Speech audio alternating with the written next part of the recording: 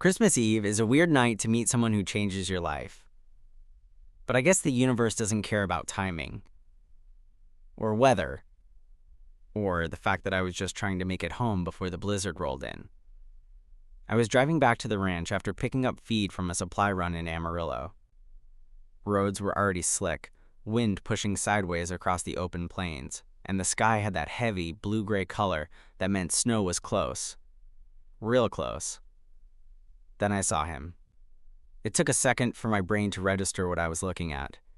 A kid, maybe 17, 18, walking alone down the side of the highway. No hat, no gloves, just a sweatshirt and jeans, hunched over against the wind like it might knock him down. His head was down, but his steps were steady, determined. I passed him. Just drove on by like some asshole who figured it wasn't his problem. Got maybe a quarter mile down the road before my gut twisted so hard it made my foot come off the gas.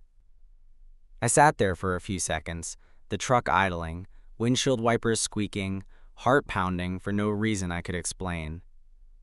Then I turned around. He didn't look surprised when I pulled up beside him, didn't stop walking, didn't flinch. Just glanced at me sideways like he was half expecting trouble and too tired to care. "You got somewhere you're headed?" I called out, leaning across the seat to roll the window down. He shook his head. "You can't be out here, kid. Storm's coming in." "It's already dropping fast." "I'm fine," he muttered, voice barely audible over the wind. "Just walking." "Walking where?" He shrugged, and I saw it then. How red his hands were, how soaked his sneakers were from the roadside slush. His lips were cracked, and his face looked like he hadn't slept in a while. Not recently, not well. "You'll freeze before you hit the next town. Get in, I got heat." He hesitated. Then, without a word, he opened the passenger door and climbed in. His hands hovered over the vents like he didn't know what warmth felt like anymore. I turned the heat up and tossed him one of the blankets I kept behind the seat. He didn't thank me, just pulled it around himself and stared out the window like I wasn't there. We drove in silence for a few miles. "I'm Marcus," I said, not looking at him.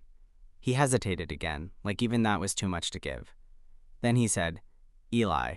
"Where are you coming from, Eli?" He didn't answer. I let the silence sit after that. No point pushing him. I could already tell he was the type who kept everything locked up tight. I knew the type. Hell, I used to be the type. It took another 20 minutes to get back to the ranch. By then, the snow had started, fine and powdery, blowing sideways across the pastures. The wind howled like something feral. I pulled the truck up to the house and killed the engine. He didn't move at first.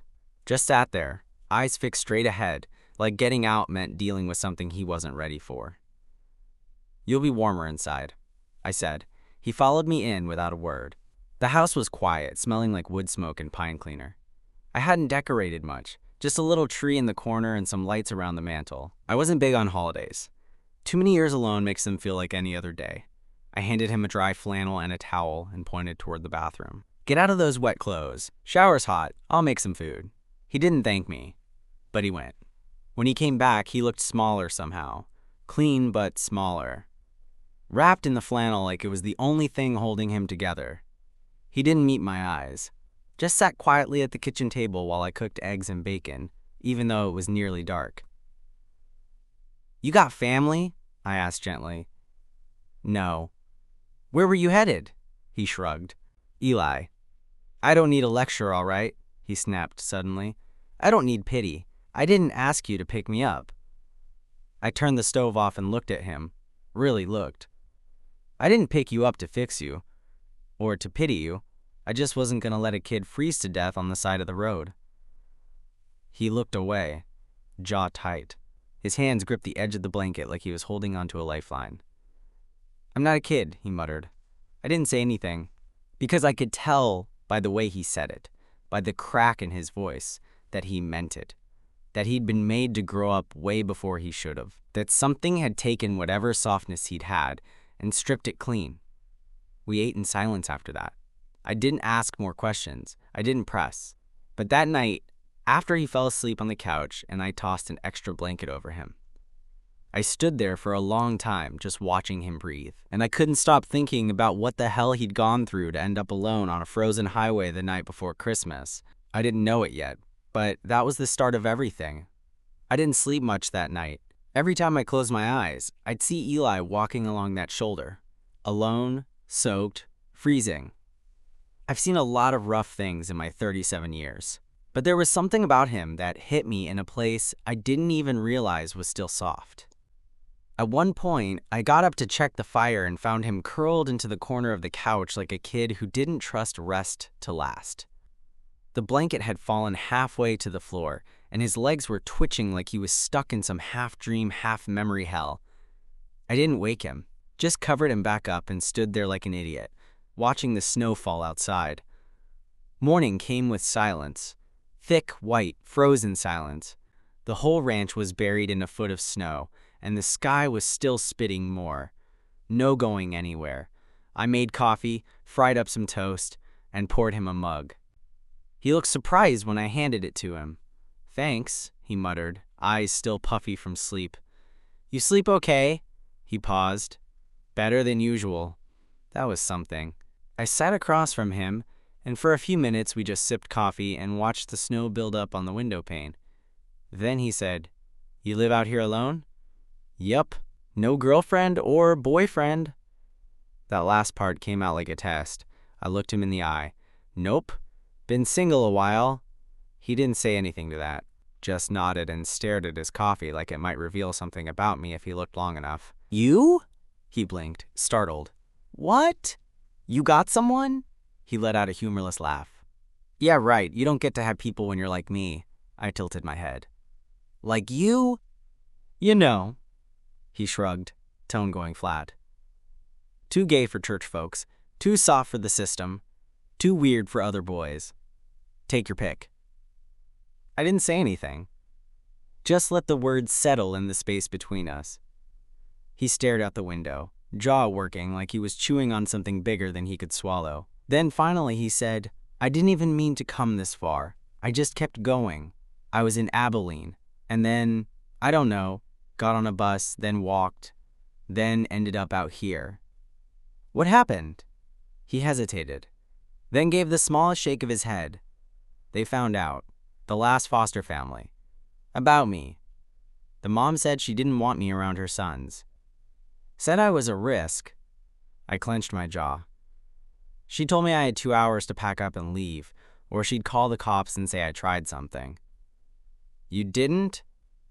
He looked up, finally meeting my eyes. "No, I'd never. I barely even talked to them. But that didn't matter. Once they knew, I was dangerous." I nodded slowly. "I'm sorry." He scoffed. "Don't be. I'm used to it." "You shouldn't have to be." We sat in silence again, and this time it felt heavier, like something unspoken had taken root.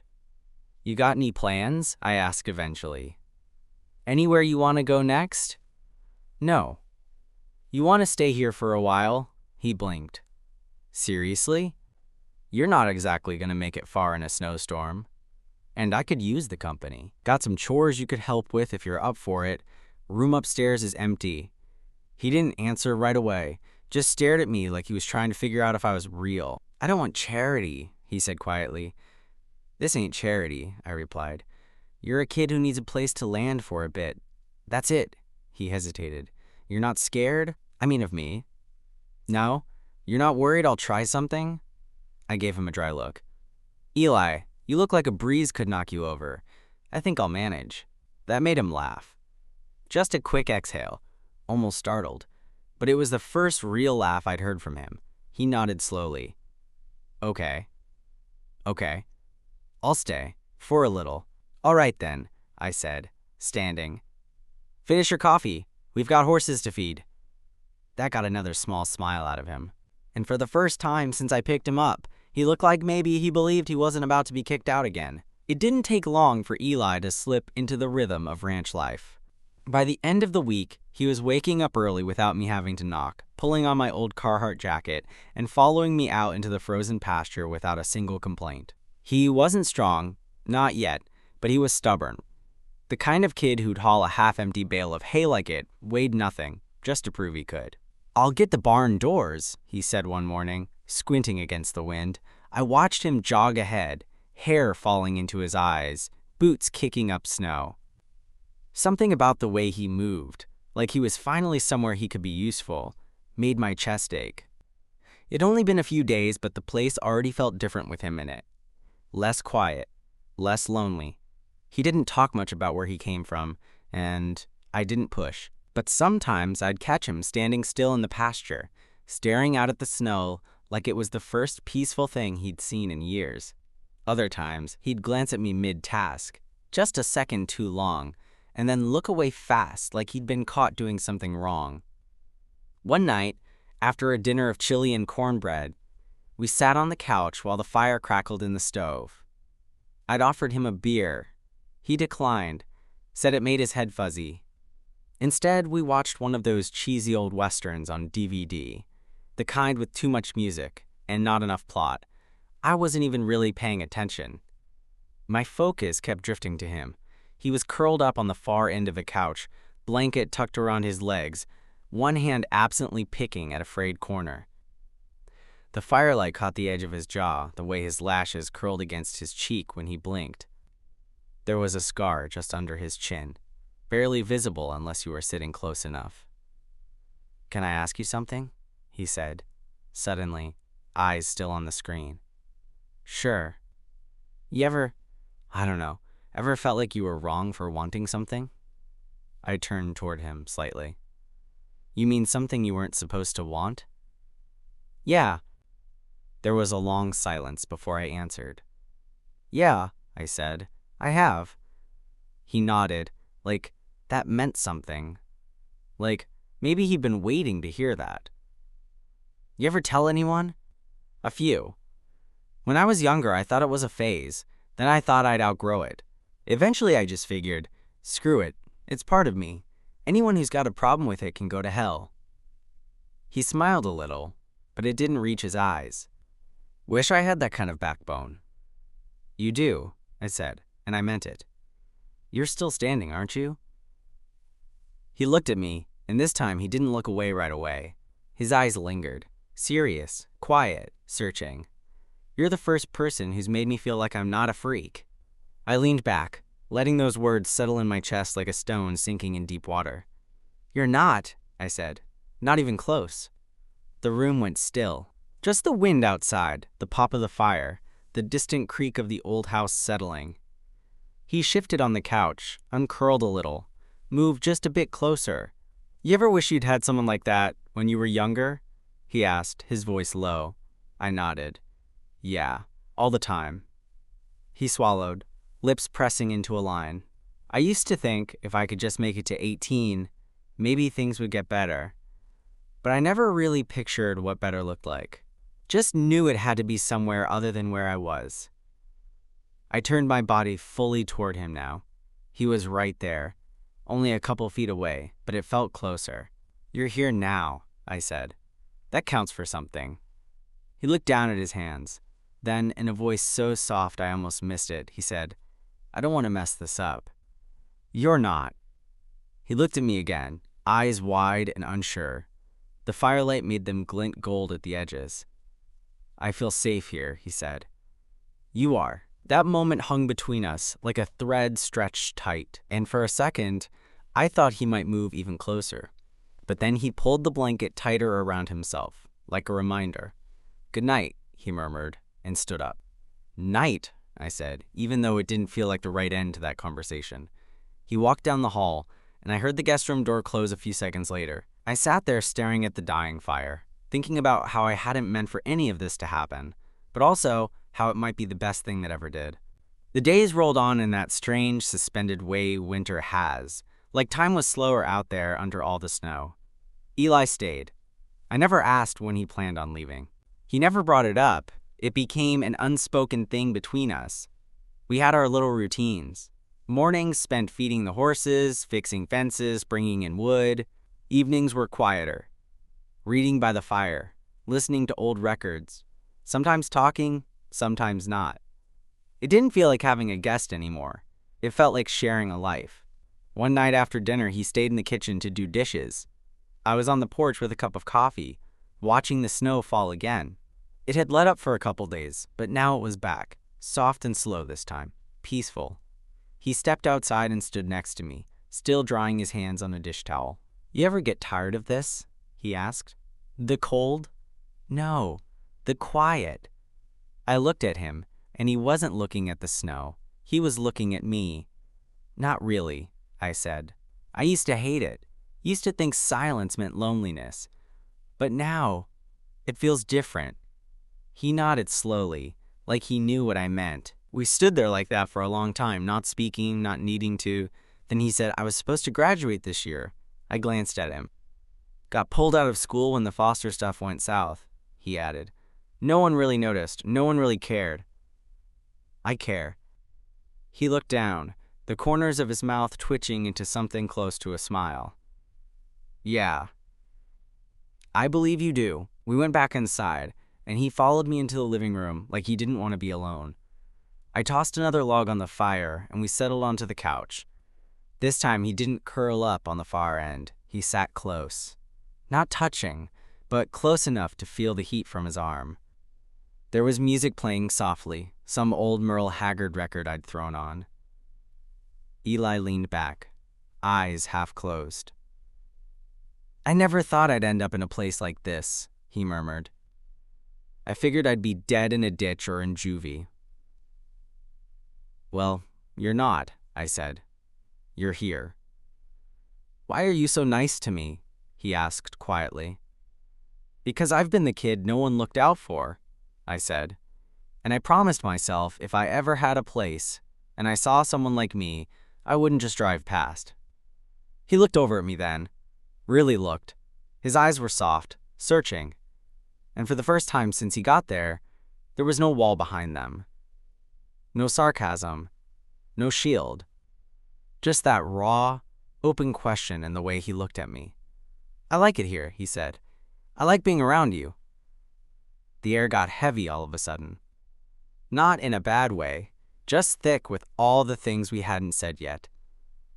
"I like having you here," I said back, quieter than I meant to. He leaned in, just slightly. His knee brushed mine. He didn't move it away. The fire crackled. "I don't know if I'm allowed to want this," he whispered. "Want what?" "This," he said, barely audible now. "You. Something real. Something safe."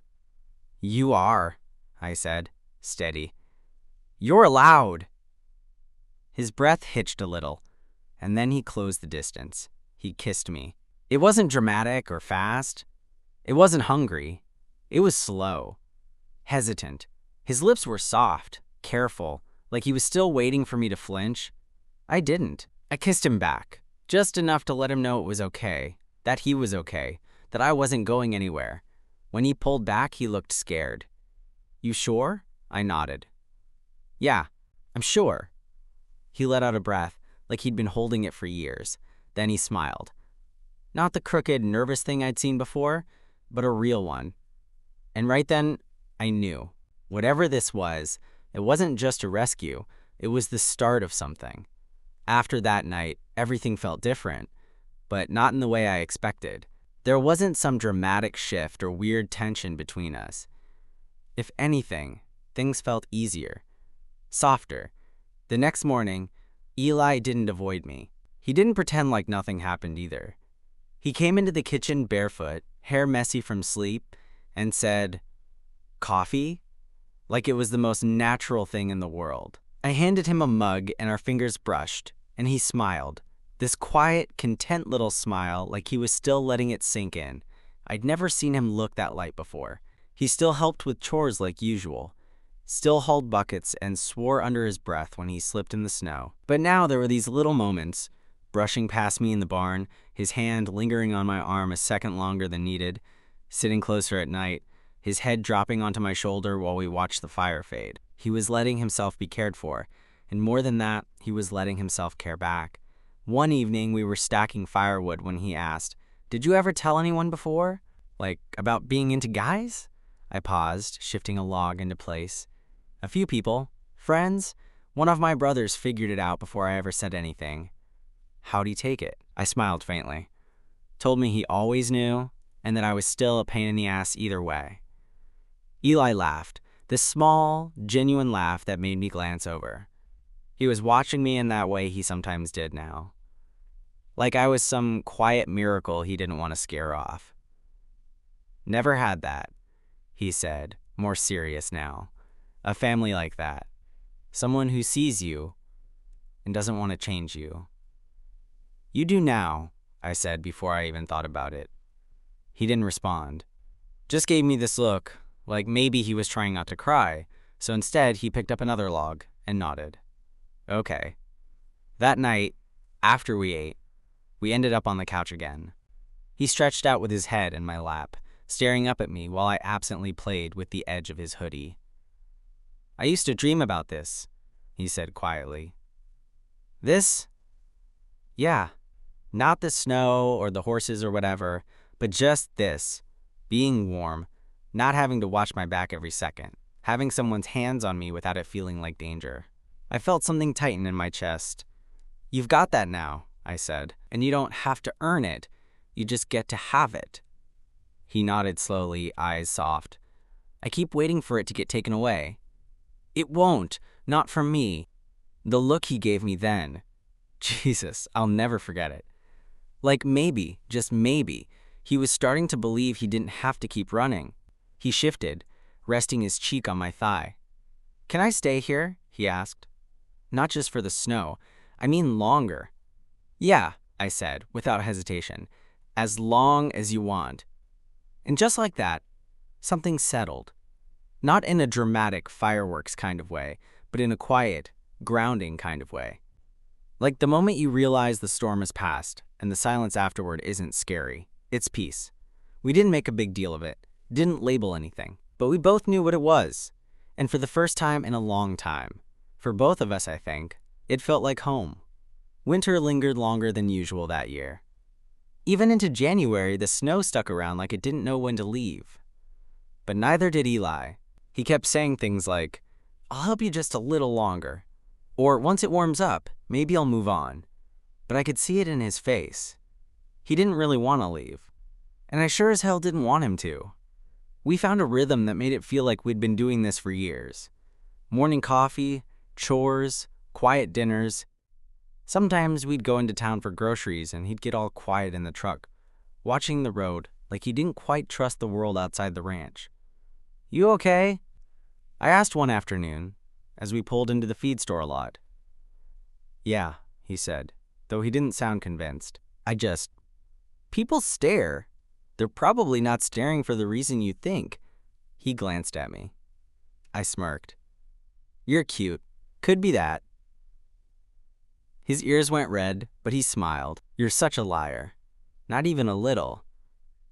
That day in town, I noticed how he stuck close, always within reach, always watching my body language.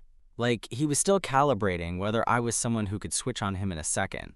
I hated that. Not him, just the way the world had trained him to flinch. Back at home, he loosened again. He always did. That night, we made grilled cheese and tomato soup and watched an old VHS of Butch Cassidy and the Sundance Kid. Halfway through, he curled into my side like it was automatic now. You think I could get my GED? He asked out of nowhere. Absolutely. I mean, I wasn't the best student. You're smart, Eli. You just haven't had anyone in your corner. He went quiet for a moment. You'd help me study? Of course. He turned to face me, lying sideways across my chest now, his hand resting lightly on my stomach. You ever think about what your life would have looked like if you had someone when you were younger? Someone like this? I looked at him for a second, heart thudding slower in that warm, aching kind of way. Yeah, I said. I used to think about it a lot. Me too, he murmured. Only I didn't even know what this could look like. I just knew I wanted something. We stayed like that a long time. Later, as we got ready for bed, he always took the guest room, even now. I stood in the hallway while he brushed his teeth, and I caught myself watching him in the mirror. His reflection met mine, and he smiled with a mouthful of foam. What? He asked, spitting. Nothing. Just, I like this. Me brushing my teeth? He teased. No, I said. You here. Just being. He turned to me, drying his hands, then crossed the space between us. He reached for my shirt, just to anchor himself there, and rested his forehead against mine. I don't want to sleep alone tonight, he said softly. Then don't. He followed me into my room. We didn't rush.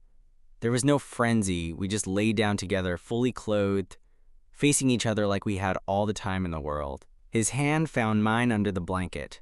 Our legs tangled slowly.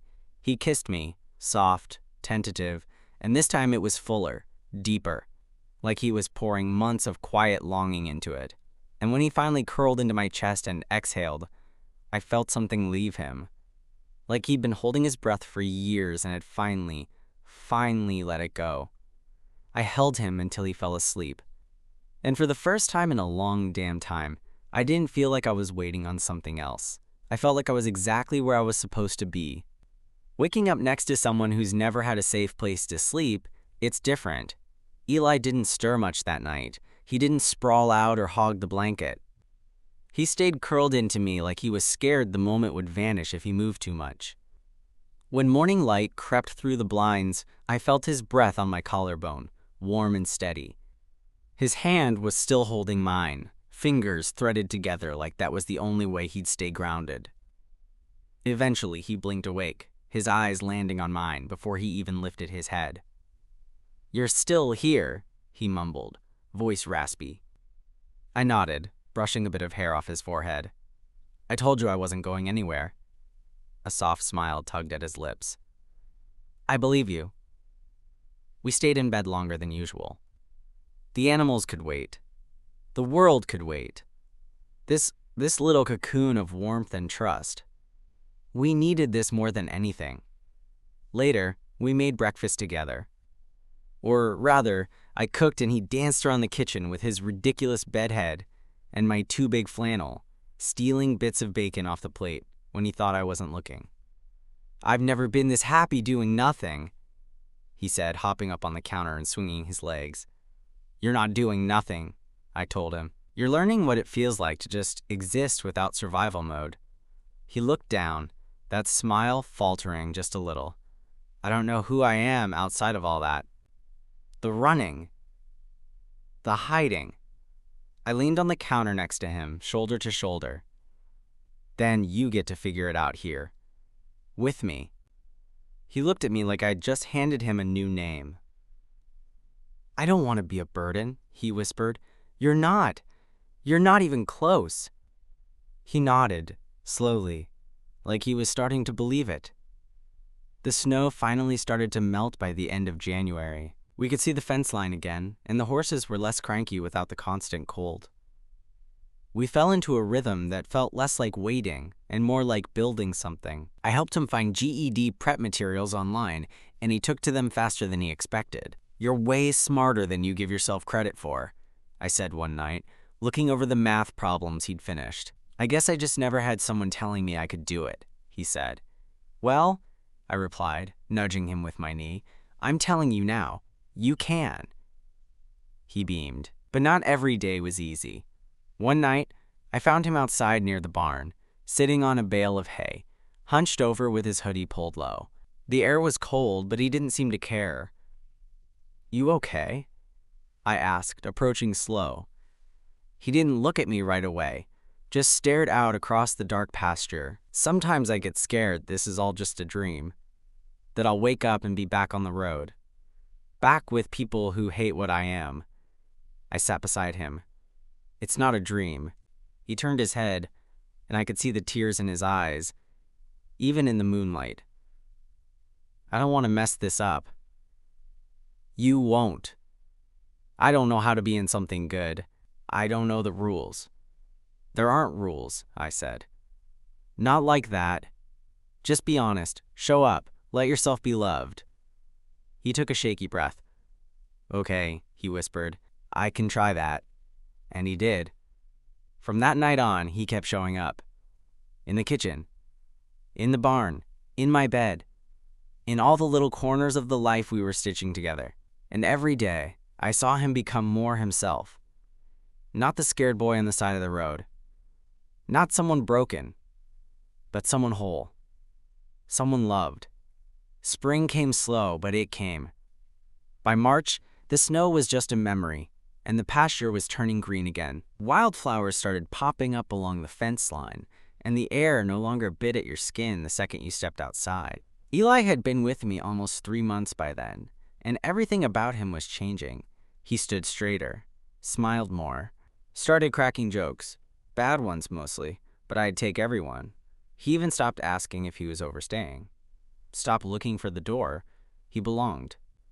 One morning, we were stacking lumber for a new chicken coop when he said, out of the blue, "I want to file for emancipation." I looked up from the drill. "Yeah." He nodded. "I've been reading about it. I'd qualify, especially now that I've got a place to live and a job." "A job?" He smirked. "Helping you. Don't act like I'm not pulling my weight, old man." I snorted. "You don't get paid in cash. You get paid in pancakes." "Exactly. I want to make it official." I walked over and set the drill down. "If that's what you want, I'll back you up. We'll get it done." He nodded, lips twitching like he was trying not to grin too hard. But it was in his eyes. That quiet storm that had always been there was finally giving way to something calm, something solid. The night we filled out the paperwork, he sat beside me at the kitchen table, fingers tracing the edge of the form. "I never thought I'd get to do this," he said. "Take control of my life. You earned it. I didn't earn you." "You didn't have to," I said. "You just had to show up." And you did. After the forms were submitted and the hearing scheduled, we celebrated the only way we knew how. Grilled burgers on the porch, an old playlist playing low, and his hand brushing mine over the armrest every few minutes, like he still couldn't believe he was allowed to touch. At the hearing, the judge looked over the paperwork, asked a few standard questions, then turned to me. "You're not his guardian, but you've taken him in. Why?" I didn't hesitate. "Because no one else did," I said. "And because I didn't pick him out of pity. I picked him because he belongs here." The judge looked at Eli. "You feel safe with Mr. Walker?" Eli sat up straighter. "More than anywhere I've ever been." That was it. Paper signed. Gavel down. He walked out of that courtroom with something he'd never had before, a name that meant freedom, a life that was finally his. Back at the ranch that night, I was out by the barn, putting tools away, when he came up behind me and slipped his arms around my waist. "I've been thinking," he said, cheek against my back. "Dangerous," I murmured. He pinched my side. "Serious." I turned in his arms. "Okay, I want to call this home, officially, if you're okay with that." My throat tightened. "I'd be more than okay with that," I said. "This place got a whole lot better the day you walked into it." He kissed me then. Not careful, not hesitant. It was deep and steady, the kind of kiss you give someone when you're no longer afraid of what it means. Later that night, curled up in bed, he whispered, "You saved me." I shook my head. "No, you saved yourself. I just gave you a place to land." He smiled against my chest. "Still, I think this is the first Christmas I've actually been grateful for. And me? I wasn't the kind of man who talked about fate or signs, but I knew one thing for sure. That cold, miserable night on the side of the road, it gave me the greatest gift I never saw coming.